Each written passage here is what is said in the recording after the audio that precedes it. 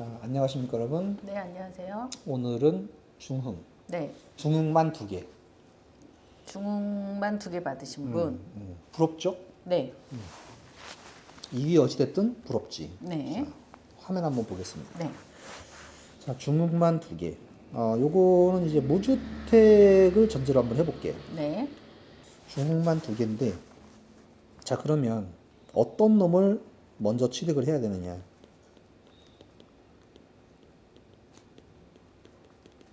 먼저 잔금할까? 이 문제에 직면하게 되지. 자 그런데 잘 생각을 해보자고. 네. 왜 2개 했어요? 하나 팔아서 양도세 내고 양도세를 일반 세율로 내고 싶었지. 그쵸. 그때는 조정지역 내고 전이었을까요?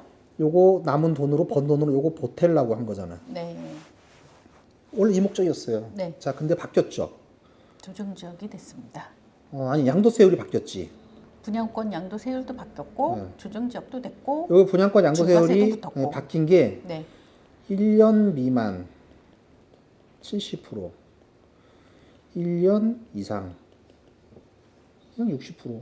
네, 이걸로 바뀌었어요. 자, 그래서 우리가 일반 세율 8에서 45% 네, 요걸 내려고 그랬단 말이야, 일반 세율을. 근데 네. 60%가 돼버렸죠? 네, 60%가 돼버렸어. 오, 장난 아니야. 여기서 또 한마디 해야죠. 계획이 틀어진 거 아니야. 자, 그러면 우리의 목표는 뭐예요?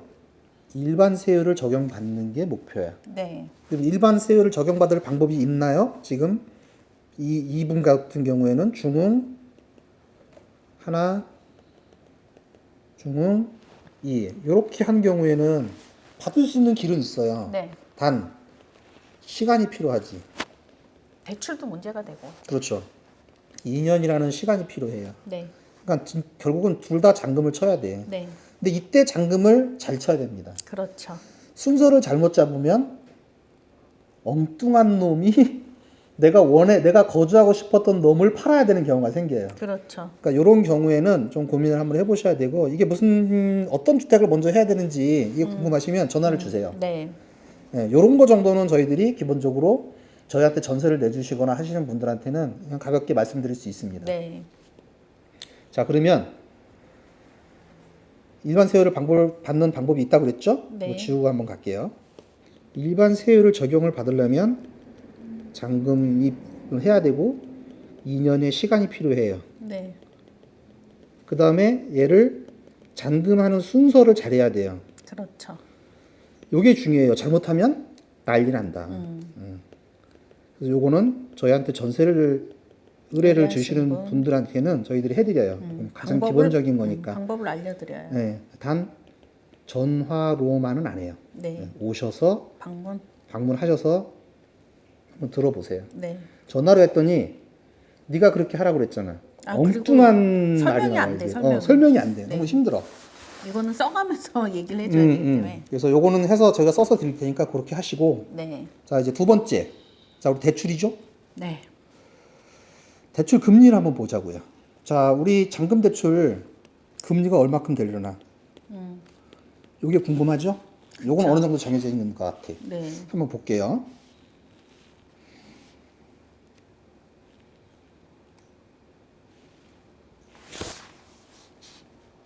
인터넷 쓰다가 집단 대출이지.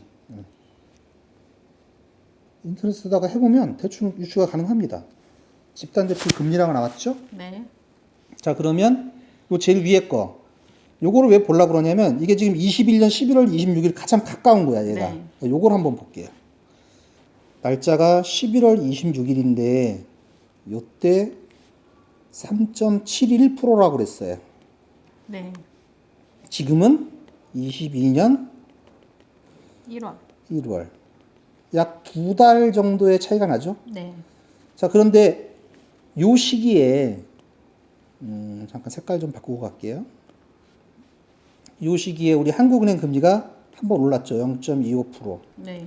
그렇죠? 이때하고는 0.25%의 차이가 있어요. 근데 그러면 얘가 3.71%라 그러면 21년 11월에 네. 3.71%면 지금 몇 프로가 돼야 정상이에요?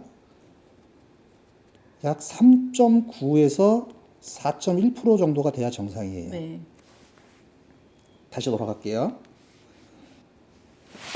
자, 21년 11월에 3.7% 정도, 약 요 정도, 요 정도였는데 지금 22년 1월 요때 기준금리가 0.25%가 더 올랐죠. 네. 그러면 지금 시점에서는 이걸 몇으로 봐야 돼요? 3.9에서 4% 정도를 봐야 됩니다. 네. 집단 대출. 자, 요게 예전에는 우리가 1년, 3년, 5년 이렇게 있었어요. 요게 뭐냐면은 고정기간, 고정금리 제공기간. 이때는 금리가 내려가는 데라 얘네들이 5%를 줬어. 이렇게 5년을 줬어. 네. 지금은 금리가 올라가니까 짧게 주겠죠. 금리가 올라가니까 짧게 주겠죠. 왜? 그게 시장이 생기니까. 예. 자, 그러면 지금은 요거 정도만 있다고 봐야 될 것 같아. 1년, 3년. 그러면 1년과 3년짜리가 있잖아요. 네. 그러면 대출을 금리는 몇이다? 지금 현재 3.9에서 4% 정도. 자, 그러면 다시 한번 보자고요. 그러면 22년 5월에는 대출 금리가 어떻게 될까? 자, 우선 미국 기준금리가 3월에 올린다는 게 예정이 돼 있어요. 네. 그러면 우리도 올려야겠죠? 그렇죠. 그러면 지금보다 더 올라가야 되지. 0.25 또 올릴 거니까. 네. 그렇게 되면 4에서 4.5% 정도, 요 정도가 되지 않을까 싶습니다. 요건 유추가 어느 정도 가능해요. 네. 자, 그러면 계산 한번 해보시자고. 만약에 3억 대출을 받으면 3, 4, 12, 4%라고 했을 적에 1,200만 원이에요. 월 이자만 100만 원. 네. 그 다음에 원금 내야죠? 네. 원금 한 40에서 한 60만 원 정도. 요거는 연수에 따라 달라지는 거니까. 그렇죠. 20년 하냐, 30년 하냐에 따라 달라지는 거니까. 그렇다 그러면 월 부담액은 140에서 160만 원 정도. 네. 자, 여러분들 요 정도는 부담을 하셔야 돼요. 네. 그래서 이제는 요거까지 우리가 금리가 어떻게 될지, 그다음에 월 상환액이 어떻게 될지를 보고 계획을 세우셔야 됩니다. 그래서 오늘은 요 대출 금리 한번 알아봤고요. 여러분들도 한번 알아보세요, 같이. 네. 그래서 지금 집단 대출 금리가 현재 얼마인지 뉴스 보면 다 나옵니다. 그렇죠. 그리고 3월에 미국 기준금리가 올린다 그러면 우리도 올릴 것 같은데 어떻게 될지는 모르겠어요. 그렇다 그러면 4%에서 4.5% 정도.